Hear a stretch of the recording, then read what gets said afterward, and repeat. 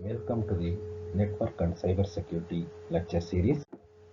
Myself, Darshan BD, Assistant Professor, Department of ECE, SJB Institute of Technology, Bengaluru. The Network and Cybersecurity subject code is 17EC835. This subject is professional elective for 8th semester students.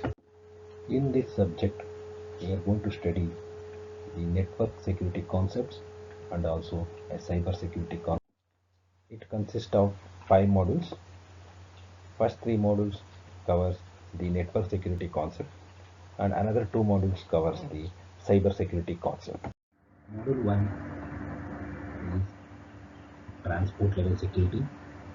In that we are going to discuss web security consideration, secure socket layer, transport layer security, HTTPS and secure shell protocols.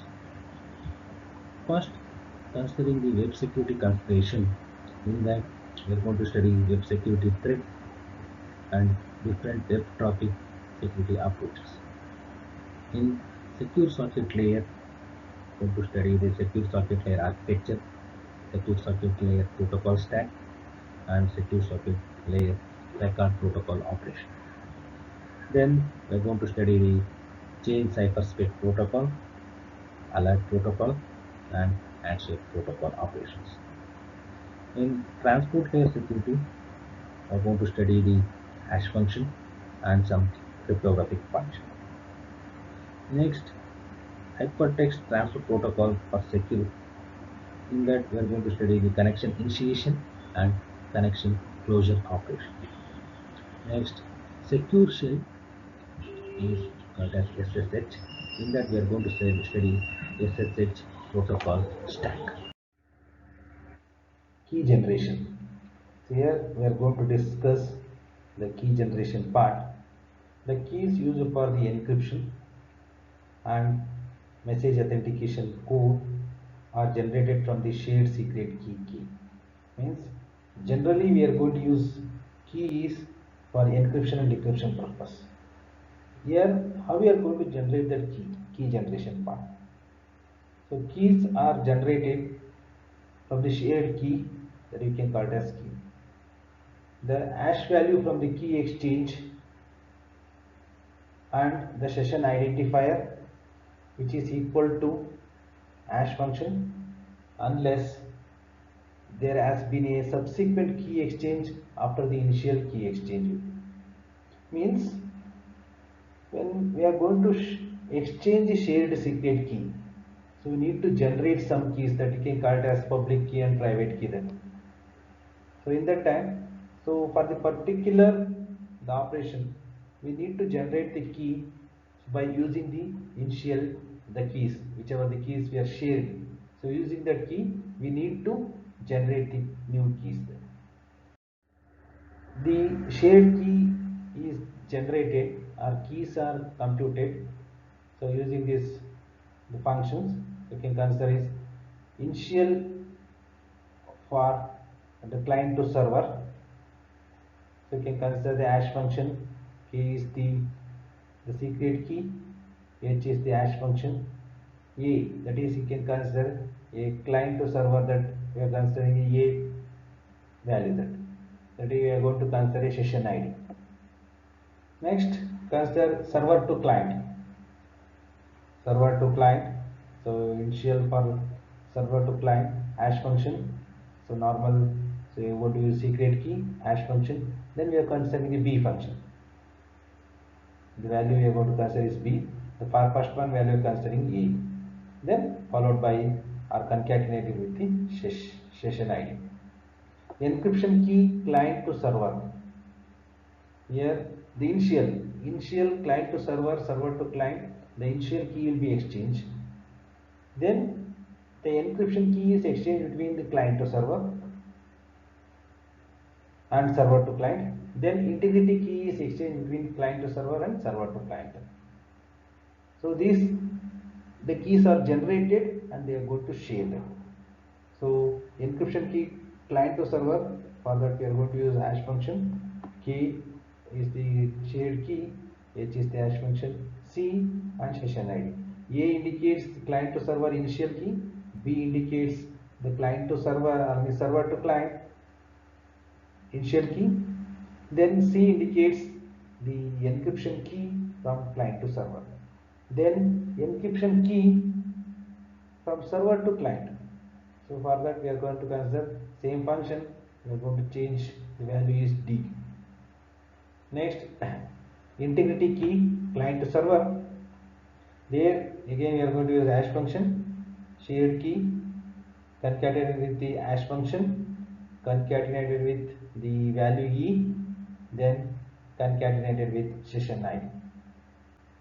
Then say function is for integrity key server to client, that the value is changing from E to F, where h of means hash of square bracket is the hash function determined during the algorithm negotiation. Next, consider a user authentication protocol. In that user authentication protocol provides the means by which the client is authenticated to server. Means so client is going to send the authentication details to the server. Next is message types and formats. Mainly we are going to consider three types. There are three types of messages, so we are always going to use in the user authentication protocol. When the client is going to authenticate it to the server, is going to exchange the handshake signals. So in that time, so we are going to consider the three types of messages. So consider is byte SSH string, means SSH is the secure shell message, user authenticated request of 50. So that is gives the 50 is the number. Here we are going to mention the string name, means string username, next string service name, next is string method name. So we are going to acknowledge from server to client, we are going to consider the message format. So authentication happens from client to server means, so this message format we are going to consider. Message exchange. The message exchange involves some following steps. We consider the client sends secure shell SSH underscore message, so user authentication request with a requested method of none. Means the client going to send this message to the server. Server checks to determine if the username is valid. If not, the server returns. Means we are going to check that when you are going to authenticate to some connection means, so the client means, so it's going to check that the username is valid or not. Okay, so in that time, if it is valid means it's going to accept it. It's not valid means it's going to send a return message that message user authentication is failure, with a partial success value is 7 of false. If the username is valid, then server the proceed to step 3, means next step it's going. So in the second step itself, if it is failed means it's going to say says the message user authentication is failure. Then the server returns SSH message user authentication failure with a list of one or more authentication method to be used.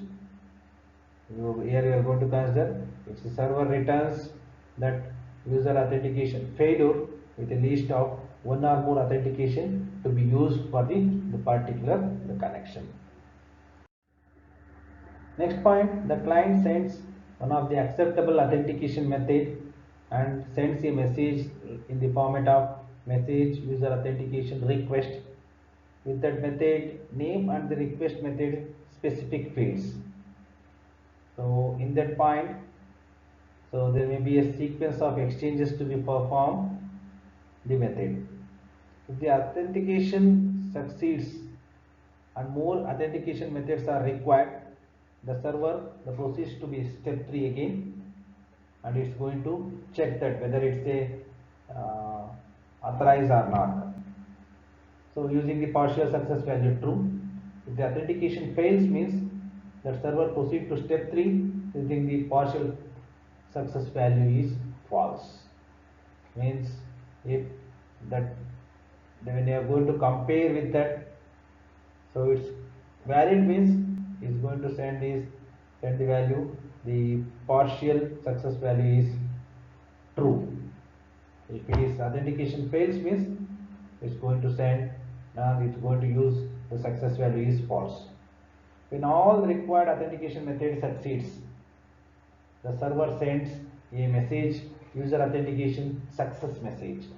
It's going to send a success message so that we can show that this is the success message. And the authentication protocol is completed once you receive the success message from the server. So considering the authentication method, the server may require one or more the authentication methods. So here we are going to consider some authentication methods. So considering the first one is the public key. Public key we are going to use for authentication method. Then the password. So we can give the specific password. So once we are going to enter that the specific password, so it may authenticate it to the server. Next is host based. So depending on the host base, whether it is a host is matching or not, then we are going to consider is this is authenticated. So mainly we are going to consider 3 methods: public key, password and host key or host based. So these methods we are going to use to authenticate from client to the server. So consider the first one is the public key. The details of this method depends on the public key algorithm chosen. In essence, the client sends a message to the server that contains the client's public key with the message signed by the client's private key. When the server receives this message, it checks whether the supplied key is acceptable for authentication. Means in that the public key, so the client, the client itself is going to share that public key and signed by the client private key. It means the public key is encrypted using the private key. So in the key in each the client having the public key and private key. That public key is you can share it to all, but we need to get that public keys means we need to know the private key of that particular client. So in that time, so that public key is encrypted using the private key. So once that server is received this message, it's going to check whether the supplied key is acceptable for authentication. If so, it checks whether the signature is correct or not, because signature is used to authenticate, so that we are going to check whether it is correct or not. So this is the first method that we are going to use it for the authentication purpose. So a key, public key is the one of the authentication method. Second one is password. So usually we are going to give password means some secret key we are going to use. That secret key we are going to type to log into that particular browser, to log into that particular system, log into our particular accounts. So that we are going to give that pin that we can call it as password. So in that the client sends a message containing the plain text password, which is protected by encryption by the transport layer protocol. Okay, so in that time, so when you are going to use the password as an authenticated method, in that the client sends a message to the server that contains the plain text password. The plain text is nothing but it's a raw information. We are going to use a plain text is a payload, or you can consider as a raw information, which is protected by encryption. We are going to do encryption. Means encryption is converting plain text to the ciphertext by the transport layer protocol. Here we are going to use the transport layer protocol for this. Okay, second method we have discussed that is password is other form of authentication method. First one is public key, second one is the password. Next, third one is host based. Host based in that authentication is performed on the client host rather than the client itself. So authentication is going to perform from the client to the server, the client host rather than the client itself is going to authenticate. A host that supports multiple clients would provide the authentication for all its clients. For all its clients, so multiple clients can authenticate at a time. This method works by having the client sends a signature created with the private key of the client host, because each client having his private key, so that when you are going to encrypt the message or when you are going to create a signature using the private key means, so that we cannot decrypt without the private key then, because the private key is not shared to all them. Public key is the public key can use to all them. It's not a shared key then. So that the private key is the secret key, so that we are going to use. Next is rather than directly verify the user's identity, the secure shell server verifies the identity of the client. It's going to wait identity of the client host, and then believes that host when it says that user has already authenticated on the client side. User already authenticated on the client side, so you can proceed that operation. So like that, so it believes the host. So three steps are the method authentication methods.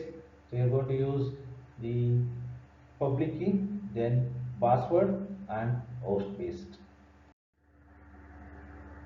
Thank you.